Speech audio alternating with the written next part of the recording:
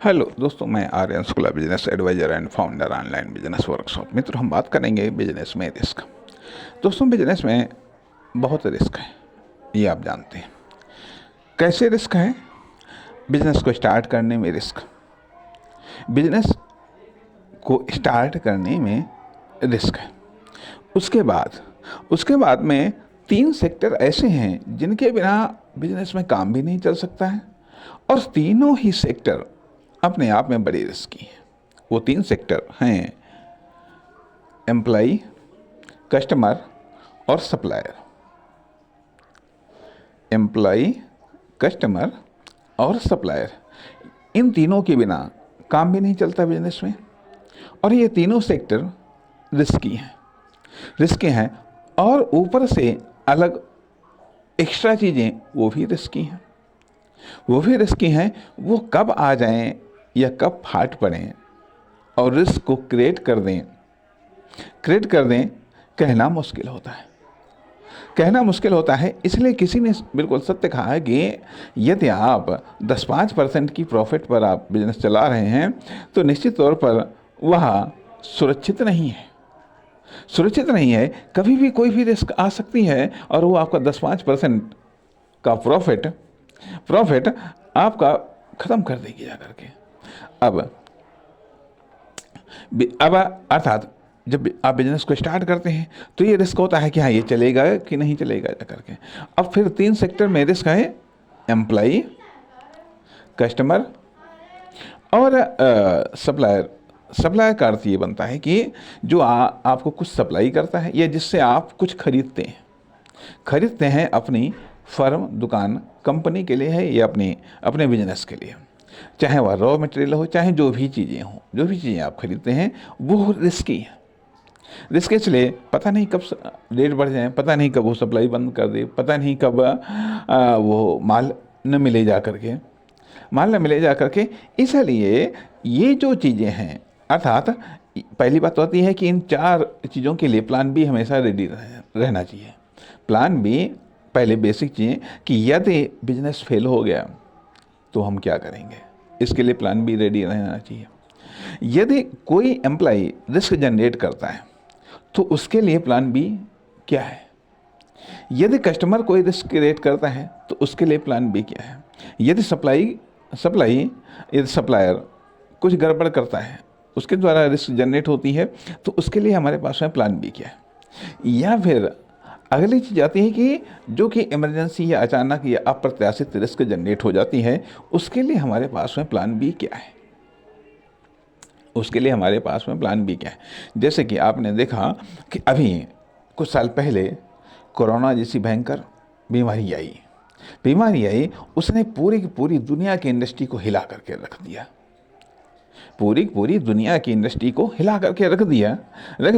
बहुत सारे इंडस्ट्री बंद हो गई, बहुत सारी यूनिट बंद हो गई, बीमार हो गई, कर्जे में आ गई। यह एक अप्रत्याशित रिस्क आई।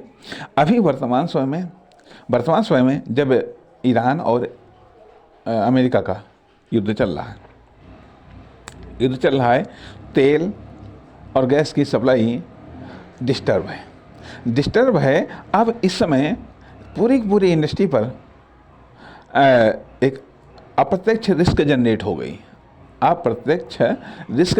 या अप्रत्याशित रिस्क जनरेट हो गई, क्योंकि गैस की सप्लाई बाधित होने के कारण तमाम सारी यूनिट्स में प्रोडक्शन है या डिस्ट्रीब्यूशन है या सेल्स, ये सब चीज़ें प्रभावित हो गई। इनका कार्य या तो धीमा पड़ गया या बंद होने के कगार पर आ गया। रेट बढ़ गए अर्थात कॉस्ट बढ़ गई। जब रेट बढ़े तो कॉस्ट बढ़ गई अर्थात रिस्क बढ़ गई, मुनाफा घट गया। अर्थात रिस्क जब बढ़ती है तो या तो मुनाफा घटता है या फिर जो सेविंग है वो घटती है, अर्थात रिजर्व अमाउंट वो घटता है। इसलिए ये अप्रत्याशित रिस्क हैं। अभी यह मान लिया, ये भी होता है कि कौन एम्प्लॉय क्या गड़बड़ कर दे, कौन एम्प्लॉय आपके कंपटीटर से मिल जाए, अंदाज़ा लगाना मुश्किल है। कौन एम्प्लॉय वफादारी कर रहा है, कौन एम्प्लॉई आपके या आपकी फर्म दुकान कंपनी के साथ विश्वासघात कर रहा है, तो यह अपने आप में ये रिस्क हमेशा कायम रहती है, हमेशा कायम रहती है। तथा आदर्श कारणों के कारण कब कौन सा कस्टमर असंतुष्ट हो जाए, किस कारण से असंतुष्ट हो जाए और वो फिर कितना नुकसान पहुंचा दे, कहना मुश्किल होता है। या मान लिया आज वो कस्टमर है, ठीक है, आज वो उन कस्टमर के आधार पर आपके पास में डिमांड है, उसके आधार पर आप इन्वेस्ट कर रहे हैं, उम्मीद कर रहे हैं कि आने वाले समय में भी ये कस्टमर रहेगा और अधिक इन्वेस्ट कर दिया, अब वो चला गया, ये चला जाए, कहना मुश्किल होता है। तो ये है रिस्कें, अर्थात ये 5 प्रकार की रिस्कें बताई गई कि एक तो बिजनेस चलेगा या नहीं चलेगा, दूसरी चीज़ एम्प्लाई, कस्टमर और सप्लायर कब रिस्क खड़ी कर दें, कब, अर्थात ये लोग प्रॉब्लम क्रिएटर भी होते हैं, प्रॉब्लम जनरेटर भी होते हैं और यही प्रॉब्लम के समाधान करता भी होते हैं। अर्थात यदि ये पॉजिटिव हैं, ये सपोर्टिव हैं तो सब सही, और यदि ये एंटी हो गए, डिससपोर्टिव हो गए तो प्रॉब्लम खड़ी करते हैं। अर्थात ये बिजनेस का आधार है, किसी भी कॉमर्शियल वर्क का ये आधार है, इनके बिना काम नहीं चल सकता है। जब ये इतने इम्पोर्टेंट हैं तो इनकी देखभाल बड़े ही सावधानी से और बड़े ही फोकस के साथ में करना चाहिए ताकि इनके पास में रिस्क जनरेट करने का मौका न मिले और साथ ही साथ हम प्रॉफिट के द्वारा इस चीज़ के लिए तैयार रहना चाहिए, यदि कोई भी इमरजेंसी आ गई, कोई भी अचानक से रिस्क क्रिएट हो गई तो उसका सामना हम कैसे करेंगे। अर्थात एक इंटरप्रेन्योर,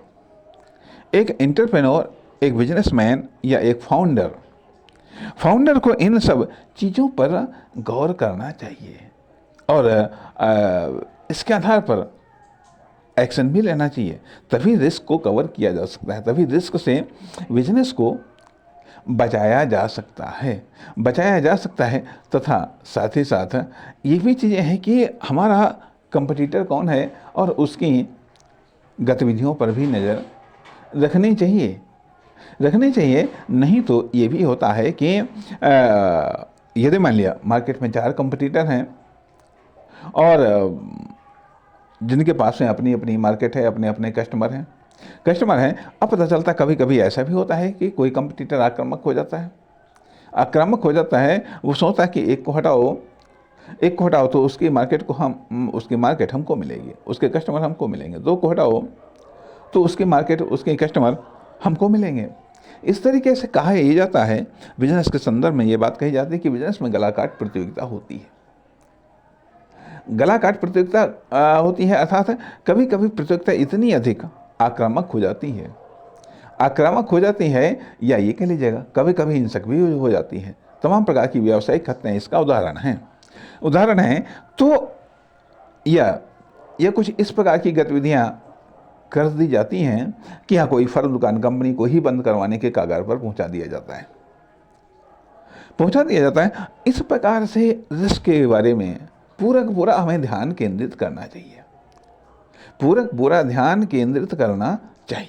नमस्कार, धन्यवाद।